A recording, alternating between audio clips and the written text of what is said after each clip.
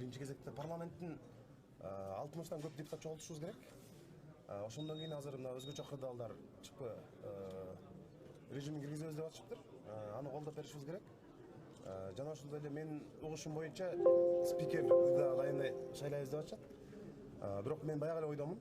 Эгерде кворум чогулса шайлашыбыз керек. Эгерде кворум болбосо өткөндөгүдөй болуп, мисалы мандатын тапшырган депутаттар добуш берип, же болбосо башка фракцияда туруп, башка фракцияга ишеним кат берген учурлар болсо, анда болбош керек. Анткени мыйзамдуу талаада болуш керек.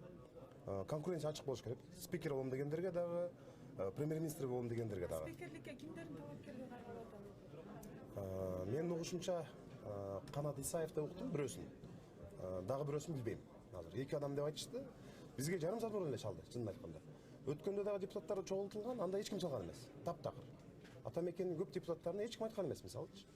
Бизге дагы айткан эмес өткөндө. Жанагындай бир тараптуу өздөрү чогултушкандагы ошол жерде кылышкан. Азыр жарым саат калганда чалды 4кө. Бирок биз жетишип келип калдык.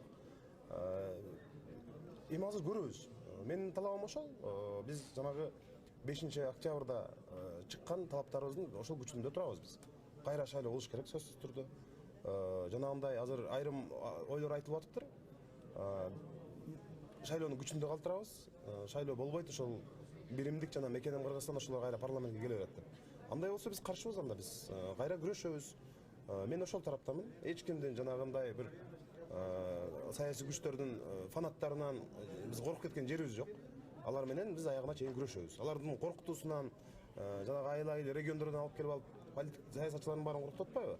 СМС'терди жазышып бизге азырга чейин. Бирок биз алардан мен айтып коеюн, кымындай да коркпойбуз биз. Кымындай да коркпойбуз. Ошол Жапаров болобу, башкасы болобу, биз алардан да коркуп кеткен жерибиз жок да. Ошондуктан азыр депутаттардын көпчүлүгү чогулса, мен азыр эле уктум, кирип келатсам депутаттар айтып калды, Канат Исаевдин талапкерлиги спикерликке коюлат экен деп, анан дагы башка бирөөнү айтып атышат. Бирок ошо экинчисин билбедим. Эки адам дейт, мындай ачык добуш берип коюлса, кворум чогулса, ошол депутаттардан жеңгени алат.